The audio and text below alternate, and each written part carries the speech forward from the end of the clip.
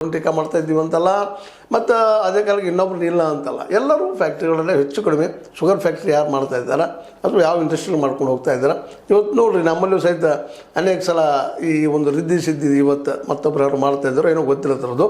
ಅದು ಗೋಕಾಕ ನದಿಯಲ್ಲಿ ಕೆಲವೊಂದಿಷ್ಟು ನೀರು ಬಿಡುವಂಥದ್ದು ಮಾಡೋದು, ಹೊಳೆ ಬಂದ ತಕ್ಷಣ ಬರ್ತಿರ್ತದೆ, ಅನೇಕ ಮೀನುಗಳು ಸತ್ತು ಹೋಗುವಂಥದ್ದು, ಪರಿಸರ ಪ್ರಭಾವ ಹೋಗುವಂಥದ್ದು, ಅದನ್ನು ಸಾಕಷ್ಟು ನಾವು ಮಾತಾಡ್ತಾ ಇರ್ತೀವಿ.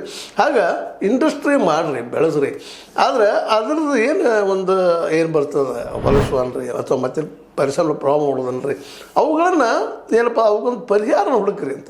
ಚಿಮ್ನಿಗಳ ಮೂಲಕ ಮೇಲೆ ಹೋಗಿ ಬಿಡುವಂಥದ್ದು, ಆ ಸುತ್ತಮುತ್ತಲಿನ ಬೆಳೆಗಳ ಮೇಲೆ ಜನರ ಮೇಲೆ ಪ್ರಭಾವ ಸುಳ್ಳಿನಲ್ಲ. ಈಗೆಲ್ಲ ಆ ವಿಷಯದಲ್ಲಿ ಸಾಕಷ್ಟು ಚರ್ಚೆಗಳು ಅಲ್ಲಿ ಜನ ಮಾಡ್ತಾ ಇದ್ದಾರೆ.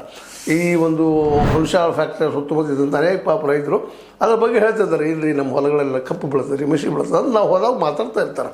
ಆ ದಿಶೆಯಲ್ಲಿ ನಮ್ಮ ಸತೀಶ್ ಅವರು ಸಾಕಷ್ಟು ಜನಪರವಾದ ಕಾಳಜಿ ಇದ್ದಂಥವ್ರು ಇದ್ದಾರೆ. ಅದರಲ್ಲಿ ಎರಡು ಮಾತೆಲ್ಲ ಬುದ್ಧ, ಬಸವ, ಗಾಂಧಿ ಅಥವಾ ನಮ್ಮ ಅಂಬೇಡ್ಕರ್ ಅವ್ರನ್ನ ಇಟ್ಟುಕೊಂಡು ಸಾಕಷ್ಟು ಒಳ್ಳೆಯ ವಿಚಾರವನ್ನು ಓದ್ಕೊಂಡಿದ್ದಾರೆ. ಬಟ್ ಇನ್ನೊಂದಿಷ್ಟು ಕಾರ್ಯರೂಪಕ್ಕೊಬ್ಬರಲ್ಲಂತ ಉದ್ಯೋಗ ಅಂತ ಕೊಡ್ತಾ ಇದ್ದಾರೆ, ಅನೇಕರಲ್ಲಿ ಕೆಲಸ ಮಾಡ್ತಿದ್ದಾರೆ. ಅದೆಲ್ಲ ಎಷ್ಟು ಕೊಡ್ತಾರೋ ಬಿಡ್ತಾರೋ ಗೊತ್ತಿಲ್ಲ, ಅಟ್ಲೀಸ್ಟ್ ಉದ್ಯೋಗ ಅದಲ್ಲಪ್ಪ ಹೇಳ್ಕೊಳ್ಳೋಕ್ಕೆ ಅನ್ನೋದು ಸಹಿತ ಅಷ್ಟೇ ಮುಖ್ಯ. ಚಲೋ ಪೋಸ್ಟ್ದವ್ರಿಗೆ ಅದರ ಟೆಕ್ನಿಷಿಯನ್ಗಳು ಹೆಚ್ಚಿನ ಪ್ರಮಾಣದಲ್ಲಿ ಕೊಡ್ತಿರ್ಬೋದು, ಬಟ್ ಲೇಬರ್ ಇದಕ್ಕೂ ಎಷ್ಟು ಪ್ರಮಾಣದಲ್ಲಿ ಕೊಡ್ತಾರೆ ಅನ್ನೋದು ಅದು ಮತ್ತೊಮ್ಮೆ ವಿಚಾರ ಮಾಡುವಂಥ ವಿಷಯ. ಬಟ್ ಏನೂ ಇರಲಿ, ಉದ್ಯೋಗ ಕೊಡ್ತಾ ಇದ್ದಾರೆ. ಅದ್ರ ಜೊತೆಗೆ ಪರಿಸರ ಉಳಿಬೇಕಾಗಿದೆ. ಇವತ್ತು ಜನರ ಮೇಲೆ ಆರೋಗ್ಯದ ಪರಿಣಾಮ ಆಗುವಂಥವು ಇರ್ತಾವೆ, ಅದೊಂದಲ್ಲ ಮತ್ತೊಂದು ಸಹಿತ ಎಲ್ಲ ಫ್ಯಾಕ್ಟ್ರಿಗಳ ಇವತ್ತು ಸರ್ವೆಯನ್ನು ನಮ್ಮ ಈ ಏನಪ್ಪ ಅಂತಂದರೆ ಎನ್ವೈರ್ಮೆಂಟಲ್ ಡಿಪಾರ್ಟ್ಮೆಂಟ್ ಇದ್ದಿದ್ದು ಚೆಕ್ ಮಾಡಬೇಕಾಗಿದೆ ಅಧಿಕಾರಿಗಳು. ಅದು ಏನಪ್ಪ ಎಷ್ಟು ಪರಿಣಾಮ ಆಗಲಿಕ್ಕೆ ಅಂತ ಹೇಳಬೇಕಾಗ್ತದೆ.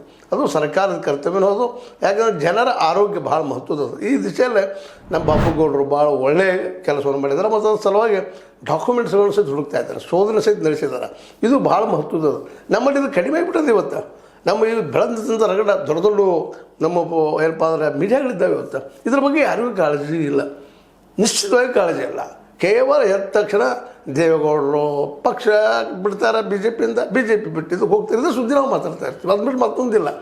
ಅದೇ ಕಾಲಕ್ಕೆ ಸಿದ್ದರಾಮಯ್ಯ ಗೌರ್ಮೆಂಟ್ ಹೋತು ಬಂತು ಡೆಕಿಸಿ ವಿರೋಧ ಮಾಡಿದ್ರು, ಇದನ್ನ ಬಿಟ್ಟು ಮತ್ತೇನು ಕೇಳೋದಿಲ್ಲ ನಾವು.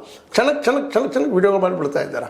ಇವತ್ತು ಸತೀಶ್ ಅವ್ರು ಇರ್ಬೋದು, ಡಿ ಕೆ ಶಿವಕುಮಾರ್ ಅವ್ರು ಇರ್ಬೋದು, ಸಿದ್ದರಾಮಯ್ಯನವರು ಇರ್ಬೋದು, ಇವ್ರು ಎಲ್ಲಿ ಹೋದ್ರು ಏನು ಮಾಡಿದ್ರು ಇದನ್ನು ಸುದ್ದಿ. ಭೇಟಿ ಆದ್ರಿ, ಎದಕ್ಕೋ ಭೇಟಿಯಾಗಿ ಪಾಪ ಅವ್ರು ಎದಕ್ಕೋ ಭೇಟಿಯಾಗಿರ್ತಾರೆ, ಏನೋ ಕಾರಣ ಇರ್ತಾರೆ, ಅಲ್ಲಿ ತಂದು ಇದಕ್ಕೆ ಹಚ್ಚುವಂಥದ್ದು.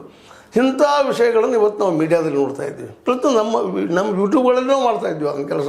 ಯಾಕಂದರೆ ನಮ್ಮ ಜನನೂ ಅದನ್ನು ನೋಡ್ತಾ ಇದ್ದಾರೆ, ಅದರ ಜಗತ್ತಪ್ಪ ಅಂತ ತಿಳ್ಕೊಂಡ್ಬಿಟ್ಟಿದ್ದಾರೆ.